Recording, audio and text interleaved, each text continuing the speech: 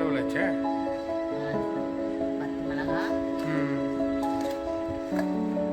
வறுக்க தேவையில்லைங்களா? அப்படியே இதை அரைச்சிக்கணும், பேஸ்ட் மாதிரி அரைச்சிக்கணும். ஓகே. சோம்பா சோம்பு ஒரு 2 ஸ்பூன் அளவுக்கு. இது வந்து இந்த கடமா வந்து குறைவா இருக்குது, ஆனால் இது வந்து அதுக்கு அதிகம். காரசாரமாக நம்ம வைக்கிறோம். மீதியை வந்து எடுத்து வச்சுக்குவோம். சரி சரி.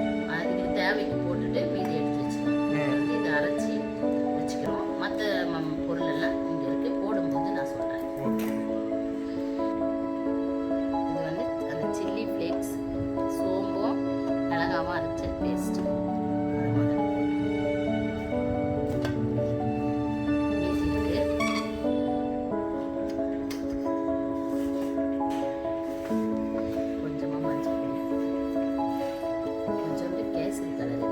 கேசரி பவுடர் போடலாம், கொஞ்சம் கலருக்கு.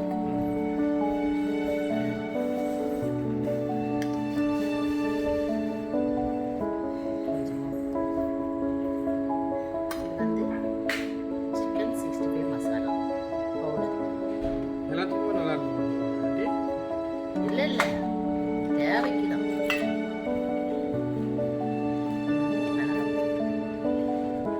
எல்லாமே ஒரு ஸ்பூன், ஒவ்வொரு ஸ்பூன் 1.5 ஸ்பூன் இருக்குங்களா? சீரகத்தூள், கொஞ்சம் மிளகு, கொஞ்சமாக கரம் மசாலா தூள். அதாவது இந்த குவான்டிட்டிக்கு ஏற்ற மாதிரி கொஞ்சம் கொஞ்சம். இது அதிகமாக இருந்ததுன்னா நிறைய போடலாம். இஞ்சி பூண்டு பேஸ்ட்,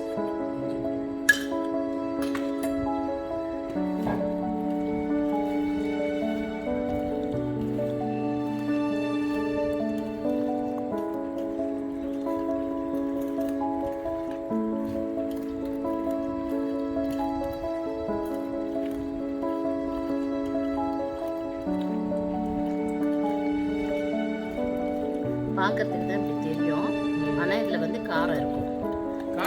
கலர் வந்து இதே கலர் தான் வருங்களா? இல்லை கலர் வந்து நம்ம வறுக்கும் பொழுது வேறு மாதிரி ஆகிடும். வேறு கலர் வேணும்னா கொஞ்சோண்டு கலர் போட்டுக்கலாம். கலர் வந்து நம்ம யூஸ் பண்ணக்கூடாதுன்றதுனால இது கொஞ்சமாக போடுறோம். ஆனால் ஒரு கலர்ஃபுல்லாக இருக்கிறதுக்கு இது தேவை. இப்போ பாருங்கள், போட்டோன்னே கொஞ்சம் கலர் வந்துடும். இப்போ நம்ம ஃப்ரை பண்ணும்போது கலர் சேஞ்ச் ஆகும் இன்னும்.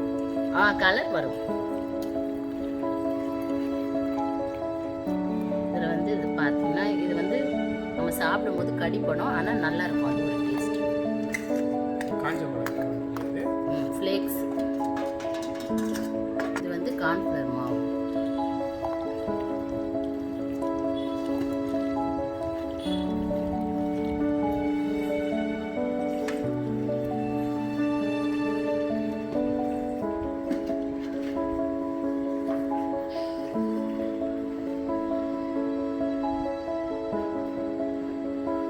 இன்னும் கொஞ்சம் கார்ன்ஃப்ளவர் மாவு போட்டுக்கிறேன்.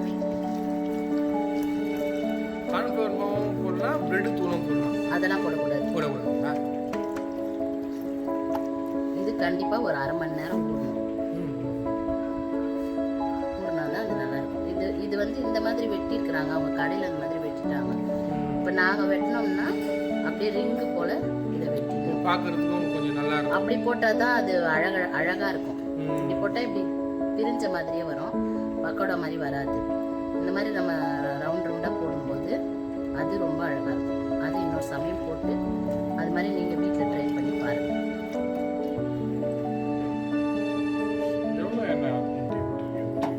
இது கொஞ்சமாக இருக்கிறதுனால நம்ம கொஞ்சமாக ஊற்றிக்கலாம். இப்போ நிறைய வேணும் அப்படின்னா நிறைய ஊற்றிக்கலாம். இப்போ 10 நிமிஷம் ஆயிடுச்சு, ஊறிடுச்சு. ஆனால் இது வந்து எண்ணெயில் போடும்போது வெடிக்கும். நீங்கள் வந்து பார்த்து செய்யணும்.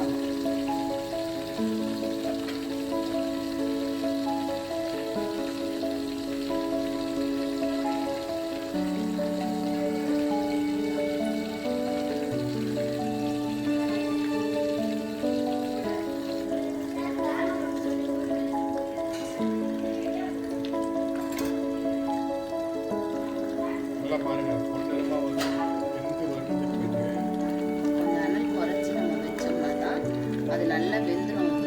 இல்லைன்னா உன்னோட ஒன்று அப்படியே கொஞ்சம் அடி பிடிக்க ஆரம்பிச்சு எண்ணெயில். ஏன்னா அதில் போய் சாப்பிட்றதுக்கு நல்லா இருக்கும். அப்படி உங்களுக்கு அந்த கோட்டிங் இல்லைன்னா இன்னும் கொஞ்சம் கான்ஃபிளவர் மாவு போட்டுக்கலாம்.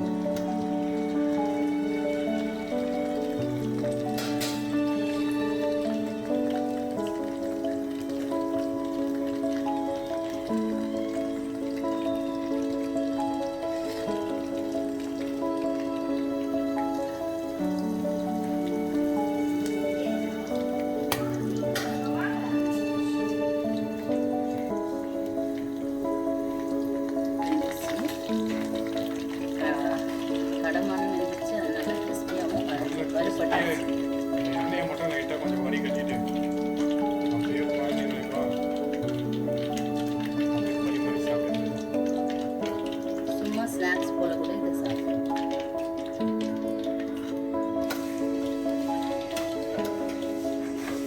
திரும்பவும் பண்ணலாம்.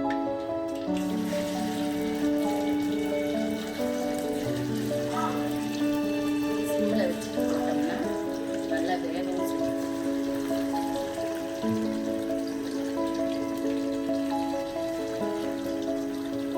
எண்ணெய் குடிக்கிட்டு பாருங்க. வேணும்னா கூட கொஞ்சம் எண்ணெய் ஊத்தி காய் போட்டுட்டு அதுக்கப்புறம் கூட போடணும். ஃபஸ்ட்டு அனல் நல்லா இருந்ததில்ல, இப்போ வந்து மசாலா பொடி. கடமா பக்கோடா ரெடி ஆயிடுச்சு. சேவ் பண்ணி வச்சிருக்காங்க. குழந்தைங்களுக்கு கொடுத்து சாப்பிட்றாங்க. குழந்தைங்களா கொஞ்சம் கொஞ்சம் எடுங்க அப்படியே அப்படியே கொடு. எல்லாரும் எடுத்துக்கோ அப்படியே.